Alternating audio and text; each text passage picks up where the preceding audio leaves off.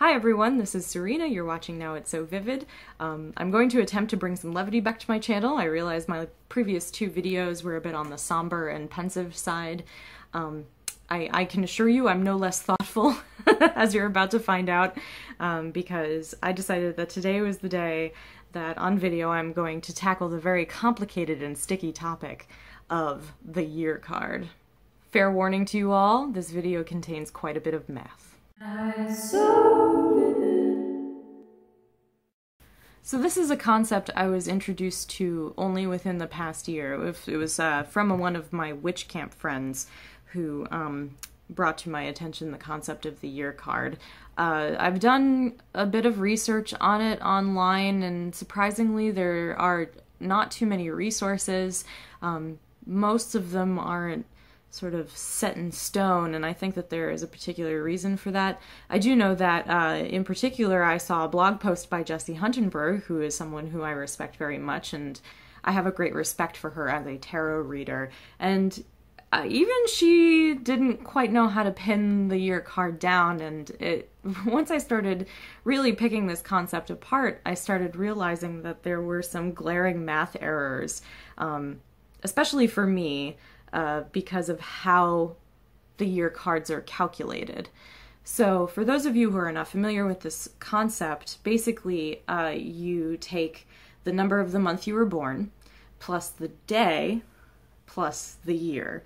That gives you a sum total, and then you add the digits of that total together and you round it down to a number between 1 and 22 to represent one of the cards in the major arcana, and then that is representative of your year card, with number 22 being the Fool, because obviously you can't add anything to get 0 unless we're getting into negative integers here, but I promise all of the math in this video is simple addition and that there is no complicated algebra involved. It's a lot of numbers, but it is going to just be a simple equation of month plus year plus, or pardon, no, God, I'm saying everything wrong. Month plus day plus year, and then we add the digits in the year to get our final total. Or do we? So right away I started noticing kind of a flaw in this concept, for me anyway, because I was born on the 24th of June 1989. So 6 plus 24 plus 1989, which is 2019, and then 2 plus 1 plus 9 equals 12, and I couldn't figure out if I should stop there.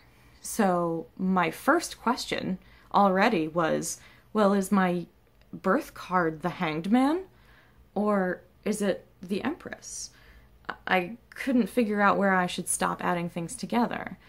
The problem is that if you continue to add things down when you're calculating your year card until you can't add anything anymore, basically that prevents you from ever getting higher than the Hermit card, because you can't get to a 2-digit number. But if you stay at a 2-digit number, then you never get quite lower than a certain number, and I decided, once I figured this out, I actually sat down and I pre-calculated every year card for the year that I'm alive, assuming that I live to be 100 years old. And this is what I found out. So I was born on June 24th.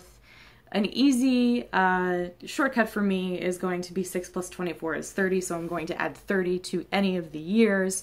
So I already did the one for my birth card, which was in 1989, but then I decided to do the next year, 1990. The sum total of 30 plus 1990 is 2020. So 2020, you can only add 2 plus 2.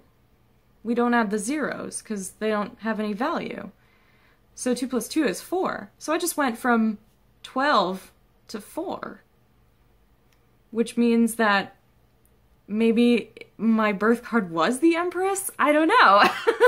It was already starting to not make sense.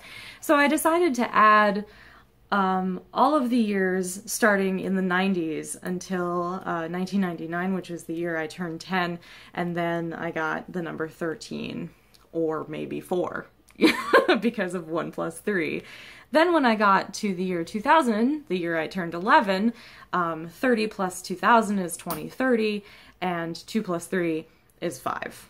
So basically, the first year, the 0 year of any decade, I always jump up by 1 from the 0 year of the previous decade. In 1990, my card was 4, otherwise known as the Emperor. In the year 2000, my card was 5, otherwise known as the Hierophant.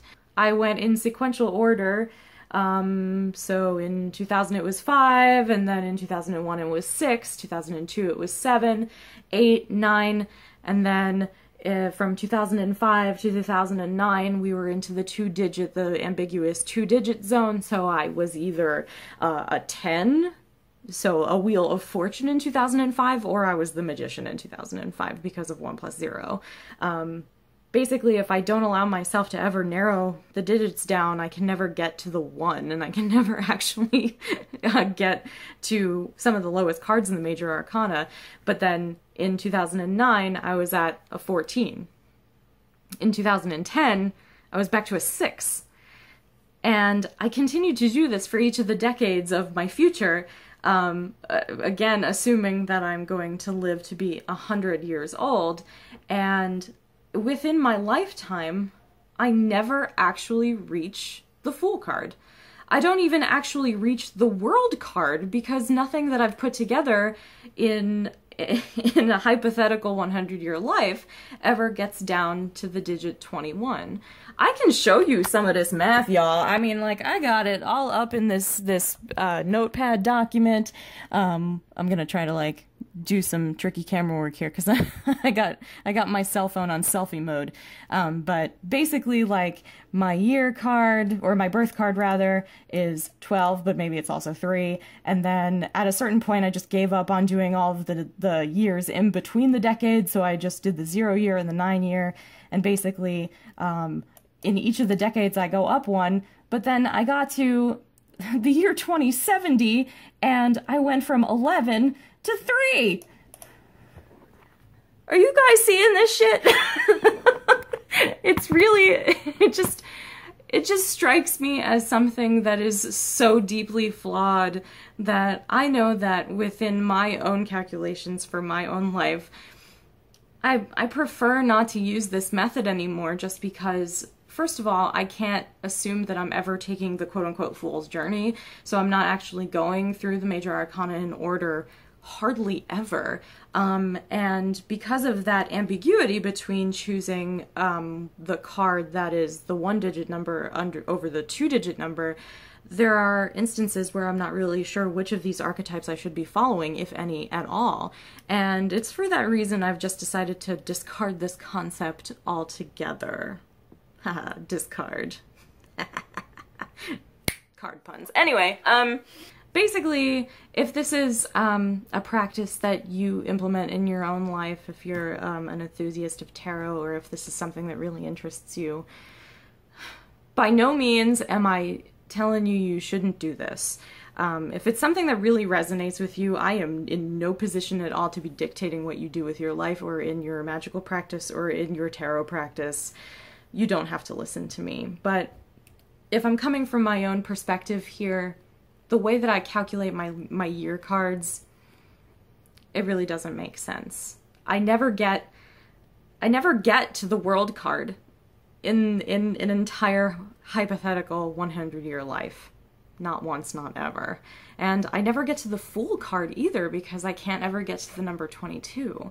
So I'd be interested to see if anybody else is